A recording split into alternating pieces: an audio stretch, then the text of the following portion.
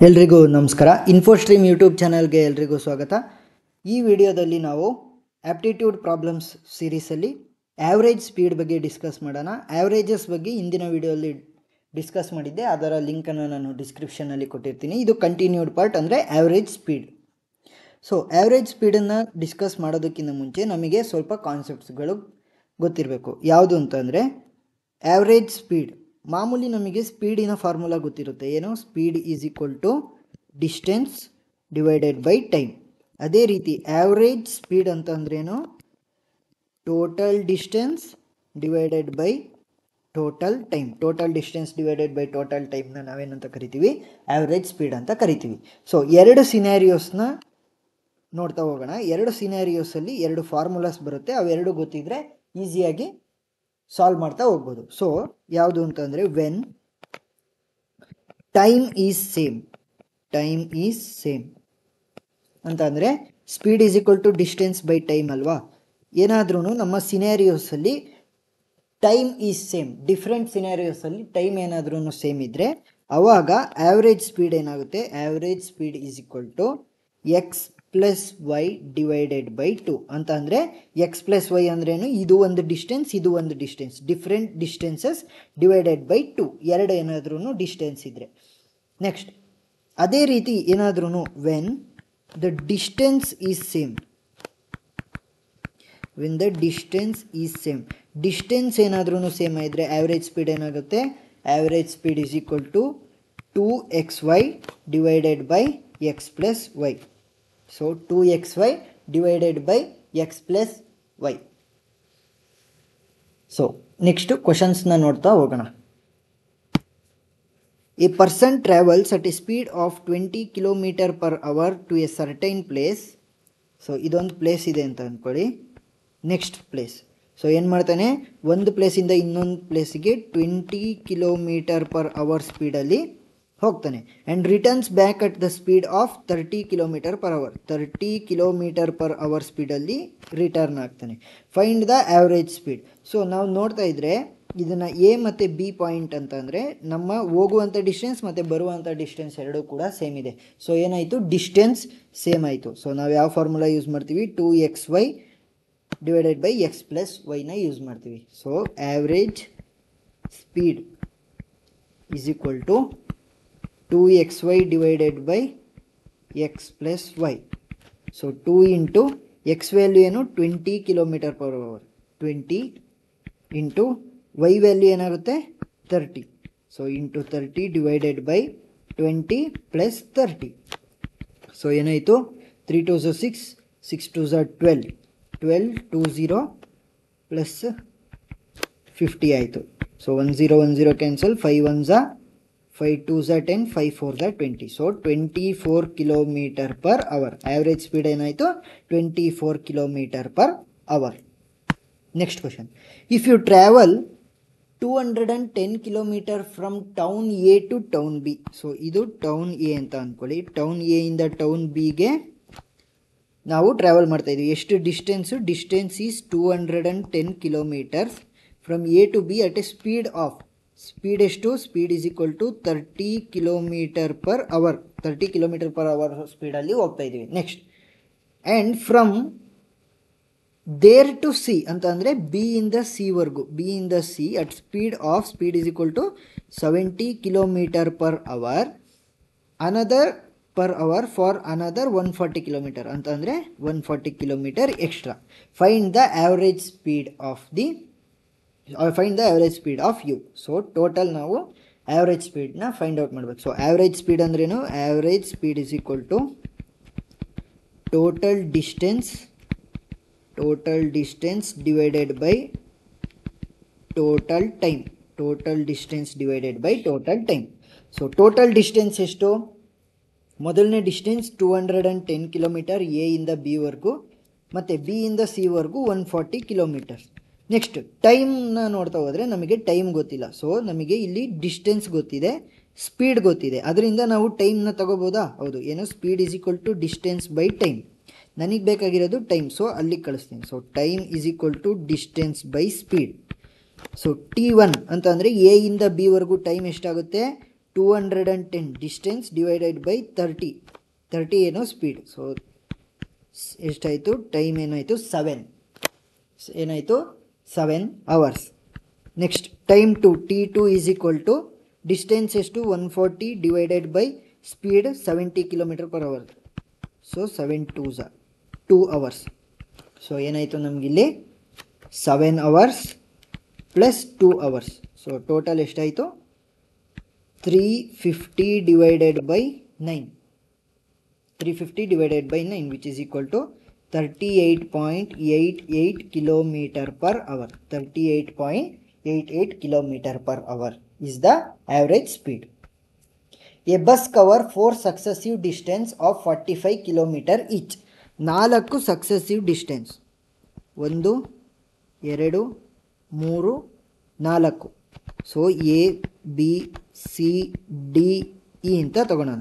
4 successive distance of 45 km each ಅಂತಂದರೆ 45 km 45 km successive distances ನನಗೆ same ಇದೆ. Next at the speed of 10 km/h, 20 km/h, 30 km/h and 60 km/h respectively. What is the average speed of the bus? So ನಮಗೆ ಗೊತ್ತಿದೆ average speed is equal to total distance divided by total time. So distance ಎಷ್ಟು 45 plus 45 plus 45 plus 45. So ಇದನ್ನು ನಾನು ಹೇಗೆ ಬರಿಬೋದು 45 plus 45 plus 45 plus 45ನ ನಾನು ಡೈರೆಕ್ಟಾಗಿ 45 into 4 ಅಂತ ಬರಿಬೋದಾ, 4 ಸಲ 45. ನೆಕ್ಸ್ಟ್ ನಮಗೆ ಟೈಮ್ ಗೊತ್ತಿಲ್ಲ, ಸೊ ನಮಗೆ ಡಿಸ್ಟೆನ್ಸ್ ಮತ್ತು ಸ್ಪೀಡ್ ಗೊತ್ತಿದೆ. ಸೊ T1 ಏನಾಗುತ್ತೆ distance 45 divided by time 10. Next T2 ಏನಾಗುತ್ತೆ 45 divided by 20. T3 45 divided by 30. T4 ಏನಾಗುತ್ತೆ 45 ಡಿವೈಡೆಡ್ ಬೈ 60.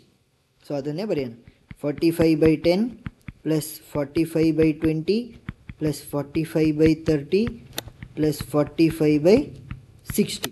ಸೊ ಇದನ್ನು ಹೇಗೆ ಬರಿಬೋದು 45, ನಾನೇನಾದರೂ ಇಲ್ಲಿ ಎಲ್ಲದರಲ್ಲೂ 45 ಕಾಮನ್ ಇದೆ. ಸೊ 45ನ ನಾನು ಕಾಮನ್ ತೆಗೆದ್ರೆ 1/10 plus 1/20 plus 1/30 plus 1/60. So 45 cancel ಆಗುತ್ತೆ. 4 ಡಿವೈಡೆಡ್ ಬೈ 10 20 30 60 ಇದು ಅಷ್ಟಕ್ಕೂ ಎಲ್ ಸಿ ಎಮ್ ತೆಗೆದ್ರೆ ಎಷ್ಟಾಗುತ್ತೆ 60/60 ಅಂತಂದರೆ 10 6 60 plus 2 3 so 3 plus 3 2 2 plus 1.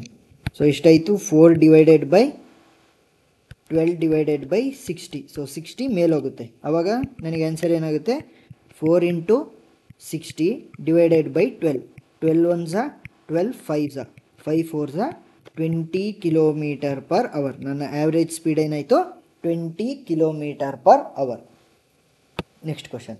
Yogi rights 9 exams and scores an average of 65. So Yogi ಎಷ್ಟು ಎಕ್ಸಾಮ್ಸ್ನ ಬರೀತಾನೆ 9 ಎಕ್ಸಾಮ್ಸ್. ಸೊ 1 2 3 4 5 6 8 9 ಎಕ್ಸಾಮ್ನ ಬರೆದ್ಬಿಟ್ಟು ಆ 9 ಎಕ್ಸಾಮ್ಸಲ್ಲಿ ಅವನ ಆ್ಯಾವ್ರೇಜ್ ಎಷ್ಟು 65. ಇಫ್ ಈ scores an average of 63 in first 5 subject.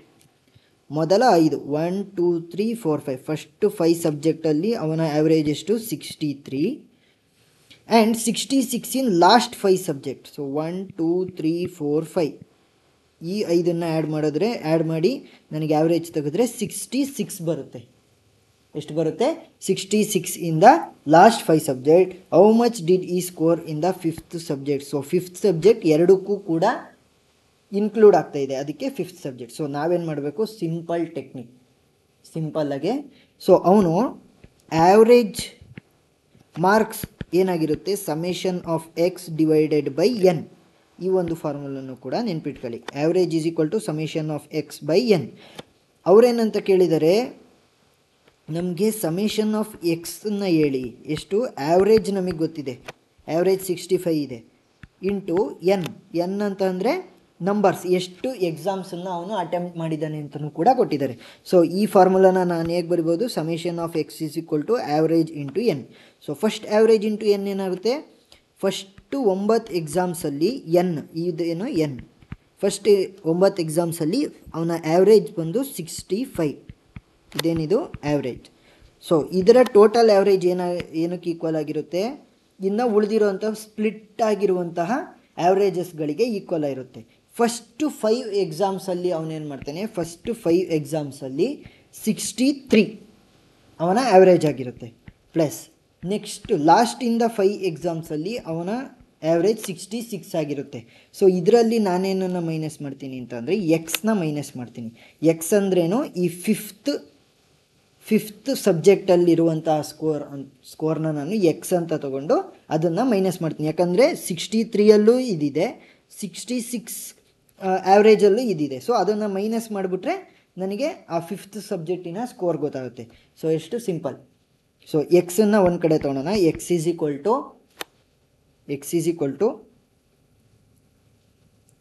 9 into 65 minus 5 into 63 plus 5 into 66. So ನನಗೆ ಆನ್ಸರ್ ಏನು ಬರುತ್ತೆ ಅಂತಂದರೆ 645 ಮೈನಸ್ 585.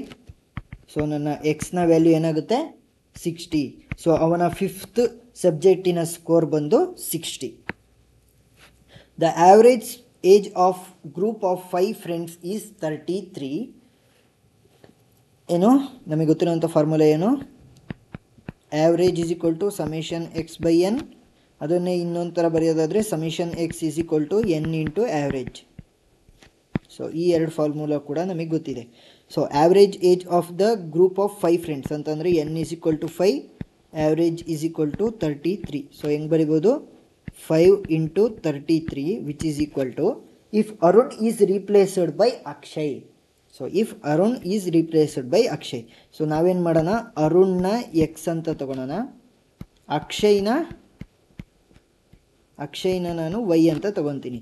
ಸೊ ಏನು ಹೇಳ್ತಾ ಇದ್ದಾರೆ, ರೀಪ್ಲೇಸ್ಡ್ ಬೈ ಅಕ್ಷಯ್ ಅಂದರೆ ಅರುಣ್ನ ತೆಗ್ದಾಕ್ತೀನಿ, ಅಕ್ಷಯ್ನ ಆ್ಯಡ್ ಮಾಡಿದ್ರೆ then the average age will become 32. So ಒಬ್ಬರನ್ನ ತೆಗೆದುಬಿಟ್ಟು ಇನ್ನೊಬ್ಬರನ್ನ ಆ್ಯಡ್ ಮಾಡಿದ್ರೆ ನಂಬರ್ ಎಷ್ಟು ಉಳಿತು ಅಷ್ಟೇ ಉಳಿತು. ಸೊ 5 ಇಂಟು ಅವರ ಆ್ಯಾವ್ರೇಜ್ ಎಷ್ಟಾಗುತ್ತೆ 32.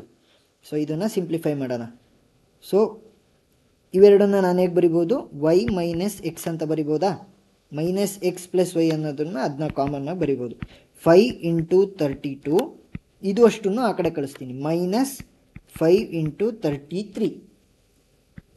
ಸೊ 5 ಕಾಮನ್ ಆಯಿತು, 32 ಮೈನಸ್ 33 ಅಂತ ಬಂದ್ರೂ 5 ಇಂಟು ಮೈನಸ್ 1 ಅಂತಂದರೆ 5 ಅಂತಲೇ ತಿಳ್ಕೊಳ್ಳಿ, ಎಕ್ಸ್ ಮೈನಸ್ ವೈ.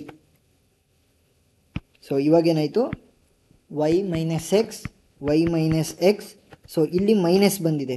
ಸೊ ಇವಾಗ ಏನು ಮಾಡ್ತೀನಿ, ಆ ಮೈನಸ್ನ ಈ ಕಡೆ ಕಳಿಸ್ತೀನಿ. ಮೈನಸ್ನ ಈ ಕಡೆ ಕಳಿಸಿದಾಗ ಏನಾಗುತ್ತೆ, ನನಗೆ ಎಕ್ಸ್ ಮೈನಸ್ ವೈ ಇವೆರಡು ಇಂಟರ್ಚೇಂಜ್ ಆಗುತ್ತೆ. ಎಕ್ಸ್ ಮೈನಸ್ ವೈ ಅಂತಂದರೆ ಅರುಣ್ಗೂ ಮತ್ತು ಅಕ್ಷಯ್ಗೂ ಎಕ್ಸ್ ಮೈನಸ್ ವೈಗೂ ಇರುವಂಥ ಡಿಫ್ರೆನ್ಸ್ ಎಷ್ಟು, 5 years.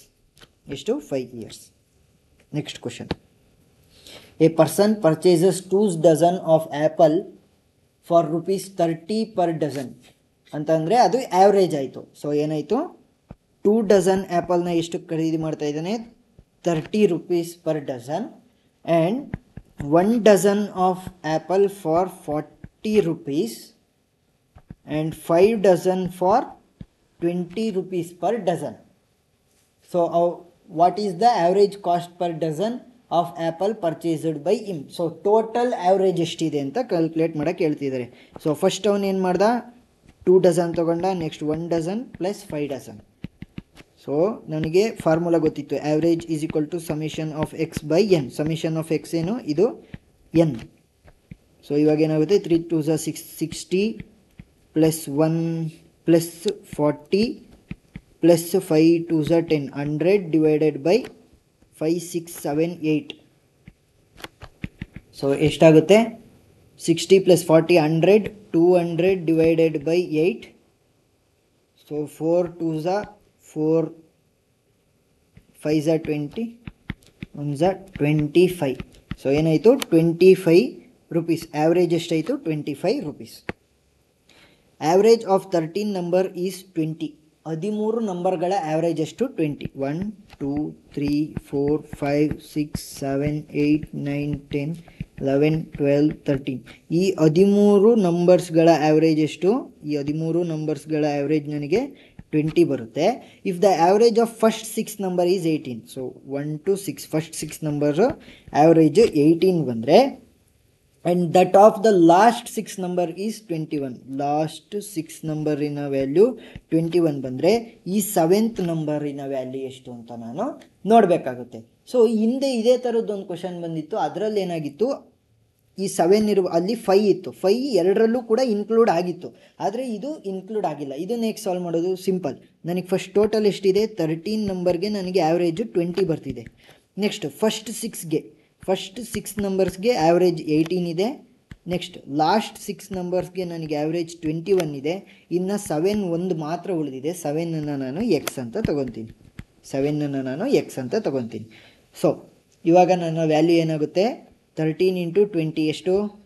13 2 26, 260 which is equal to, so 6 ಇಲ್ಲಿ ಕಾಮನ್ ಇದೆ, 6 into 18 plus 21 plus x, so 260 which is equal to 6 into 39 plus ಎಕ್ಸ್ನ ನಾನು ಸೈಡಿಗೆ ತೆಗೆದ್ರೆ 260 ಮೈನಸ್ 6 ಇಂಟು 39. ಸೊ ನನಗೆ ಟೋಟಲ್ ವ್ಯಾಲ್ಯೂ ಎಷ್ಟು ಬರುತ್ತೆ ಅಂತಂದರೆ, ಟೋಟಲ್ ಎಕ್ಸ್ ವ್ಯಾಲ್ಯೂ ಅಂತಂದರೆ 7th ನಂಬರಿನ ವ್ಯಾಲ್ಯೂ ನನಗೆ 26 ಬರುತ್ತೆ. Next, the average marks of the 54 students of A class in on examination is calculated as 62. ಏನಂತ ಹೇಳಿದರೆ, 54 ಸ್ಟೂಡೆಂಟ್ಸಿನ ಆ್ಯಾವ್ರೇಜ್ ನನಗೆ 62 ಬರ್ತಾ ಇದೆ. ಯಾವ ಫಾರ್ಮುಲಾ ಯೂಸ್ ಮಾಡ್ತಾ ಇರೋದು? Average is equal to summation of x by n, summation of X is equal to average into N. So ಈ ಫಾರ್ಮುಲಾನ ನಾವು ಯೂಸ್ ಮಾಡ್ತಾ ಇರೋದು. ಸೊ 54 ಸ್ಟೂಡೆಂಟ್ಸ್ಗೆ 62 ಆ್ಯಾವ್ರೇಜ್ ಇದೆ, of which the marks of 3 students are misread as 68, 49 and 52. So misread ಅಂತಂದರೆ minus ಮಾಡಬೇಕು, -68 -49 -52 instead of 86, 64 and 73 ಅಂದರೆ ಪ್ಲಸ್ ಮಾಡಬೇಕು. 86 ಪ್ಲಸ್ 64 ಪ್ಲಸ್ 73 ಮಾಡಿದ್ರೆ ನನಗೆ ರಿಯಲ್ ವ್ಯಾಲ್ಯೂ ಬರ್ತಾ ಹೋಗುತ್ತೆ. ಸೊ ಟೋಟಲ್ ಎಷ್ಟು ಜನ ಇರೋದು? 54 ಸ್ಟೂಡೆಂಟ್ಸ್ ನನಗೆ ಇದ್ದಾರೆ. ಸೊ ಇದನ್ನು ಮಾಡಿದ್ರೆ ನನಗೆ ವ್ಯಾಲ್ಯೂ ಏನು ಬರುತ್ತೆ? ಸೊ 54, ಸೊ ಇದನ್ನು ಸಿಂಪ್ಲಿಫೈ ಮಾಡಿದ್ರೆ ನಿಮಗೆ ವ್ಯಾಲ್ಯೂ 63 ಬರುತ್ತೆ. Next 9th one. An amount of rupees 760 was collected from boys and girls in a college of strength 80. So strength 80. So boys ಮತ್ತು ಗರ್ಲ್ಸ್ ಇದ್ದಾರೆ, ಅದರಲ್ಲಿ ಬಾಯ್ಸ್ ಮತ್ತು ಗರ್ಲ್ಸಿಂದ 80 ಸ್ಟ್ರೆಂತ್ 80 ಇದೆ. ಟೋಟಲ್ ಎಷ್ಟು? Total strength 80. If each boys contribute 8 rupees and each girl contributes 12 rupees, then find how many boys and girls are there in class. Boys ಮತ್ತು ಗರ್ಲ್ಸನ್ನು ನಾನು ಕಂಡುಹಿಡಿಬೇಕು. So ನಾನೇನಾದ್ರೂ ಬಾಯ್ಸ್ನ ಎಕ್ಸ್ ಅಂತ ತೊಗೊಂಡ್ರೆ ಗರ್ಲ್ಸ್ ಎಷ್ಟು ಜನ ಇರ್ತಾರೆ? 80 ಮೈನಸ್ ಎಕ್ಸ್, ಯಾಕಂದರೆ ಟೋಟಲ್ ಬಾಯ್ಸ್ ಮತ್ತು ಗರ್ಲ್ಸ್ ಇಬ್ಬರೂ ಸೇರಿ ಅದರ ಸ್ಟ್ರೆಂತ್ ಎಷ್ಟಿದೆ? 80. ಸೊ ಇವಾಗ ಏನಾಯಿತು? ಬಾಯ್ಸ್ನ ನಾನು ಎಕ್ಸ್ ಅಂತ ತೊಗೊತೀನಿ, ಗರ್ಲ್ಸನ್ನ 80 ಮೈನಸ್ ಎಕ್ಸ್ ಅಂತ ತೊಗೊತೀನಿ. ಸೊ ಬಾಯ್ಸ್ ಎಷ್ಟು ಕಾಂಟ್ರಿಬ್ಯೂಟ್ ಮಾಡ್ತಾ ಇದ್ದಾರೆ? 8 rupees. ನೆಕ್ಸ್ಟ್ ಗರ್ಲ್ಸ್ ಎಷ್ಟು ಕಾಂಟ್ರಿಬ್ಯೂಟ್ ಮಾಡ್ತಾ ಇದ್ದಾರೆ? 12 rupees. ಸೊ ಇದನ್ನು ಹೇಗೆ ಬರಿಬೋದು ನಾನು? 8x plus 12 into 80 minus x. So total collect ಆಗಿರುವಂಥ ರುಪೀಸ್ ಎಷ್ಟು? 760 rupees. So 8x plus 12 into 80, 12 8s 96, 0 minus 12x which is equal to 760. So 8x minus 12x ಅಂತ ಅಂದರೆ ಏನಾಯಿತು? 4x ಏನಾಯಿತು? Minus 4x plus 960 which is equal to 760 ಆಯಿತು. So ಎಕ್ಸನ್ನು ನಾನು positive ಆಗಿ ತಗೋಬೇಕು. ಸೊ ಏನು ಮಾಡ್ತೀನಿ? 960 minus 760 which is equal to 4x. So 960 minus 760 divided by 4 which is equal to x. So ನನ್ನ ಎಕ್ಸ್ ವ್ಯಾಲ್ಯೂ ಏನಾಗುತ್ತೆ? 960 minus 760 200 divided by 4 which is equal to 50. So x ಅಂದ್ರೇನು? 50 boys. So girls ಎಷ್ಟು ಜನ ಆದರೂ? 80 minus 50 which is equal to 30. So total girls ಎಷ್ಟು ಜನ ಇದ್ದಾರೆ? 30 ಜನ, ಬಾಯ್ಸು 50 ಜನ. In a class of 45 students, average age of the first 10 students is 15. ಇಲ್ಲೂ ಕೂಡ ಯೂಸ್ ಆಗುವಂಥ ಫಾರ್ಮುಲಾ ಯಾವುದು? Summation of X is equal to average into n. ಈ ಫಾರ್ಮುಲಾ ಯೂಸ್ ಆಗುತ್ತೆ. ಸೊ ಆವ್ರೇಜ್ ಆಫ್ 45 ಸ್ಟೂಡೆಂಟ್ಸ್ ಅಂದರೆ n is equal to 45 students is average is 15 into 15. That of the next 15 students is 18. So plus next 15 students is 18. And that of the remaining students is 20. So plus remaining students ಎಷ್ಟು ಅಂತ ಅವ್ರು ಹೇಳಿಲ್ಲ. So ಅದನ್ನು remaining students, so in a class of 45 ಅಲ್ವಾ. So 45 students, age of first 10 students is 15. ಸಾರಿ, ಇಲ್ಲಿ 45 ಅಲ್ಲ 10. First 10 students is 10 ಸ್ಟೂಡೆಂಟ್ಸ್ದು 15 ಆಯಿತು. So ಎಷ್ಟು ಉಳಿತು? 35 ಸ್ಟೂಡೆಂಟ್ಸ್ ಉಳ್ಕೊಂಡಿದ್ರು. ನೆಕ್ಸ್ಟ್ 15 ಸ್ಟೂಡೆಂಟ್ಸ್ ಮೈನಸ್ ಮಾಡಿದಾಗ ಎಷ್ಟು ಉಳಿತು ನನಗೆ? 20. ಇನ್ನು 20 ಸ್ಟೂಡೆಂಟ್ಸ್ ಮಾತ್ರ ಉಳಿದಿರೋದು. ಸೊ ಇವಾಗ ಏನಾಯಿತು? ನೆಕ್ಸ್ಟ್ ಉಳಿದಿರೋಂಥ 20 ಸ್ಟೂಡೆಂಟ್ಸಿನ average is 20 divided by total students ಎಷ್ಟಿರೋದು ಕ್ಲಾಸಲ್ಲಿ? 45. So 150 plus 2 to 4, 400, 45, 15 into 18, 5 8s are 40, 0 4 carry, 8 1s are 8, 12, 5 1s are 5, 1 270. So 270. So add ಮಾಡಿದ್ರೆ ಎಷ್ಟಾಗುತ್ತೆ? 0, 7 plus 5, 7 plus 5 is 12, 2 1 carry, 2 3 7 8, 820 divided by 45. 820 divided by 45 ಅಂದರೆ 5 9s are 45, 5 1s are 5, 5 6s are 30, 5 4s are 20. So 9 ಇಂದ so total answer ಏನು ಬರುತ್ತೆ? 18.22. Over all average age ಏನಾಗುತ್ತೆ? 18.22. So ಅರ್ಥ ಆಗಿದೆ ಅಂತ ಅಂದ್ಕೊತೀನಿ. ಏನಾದರೂ ಡೌಟ್ ಇದ್ದರೆ ಕಮೆಂಟ್ ಸೆಕ್ಷನಲ್ಲಿ ತಿಳಿಸಿ. Thank you.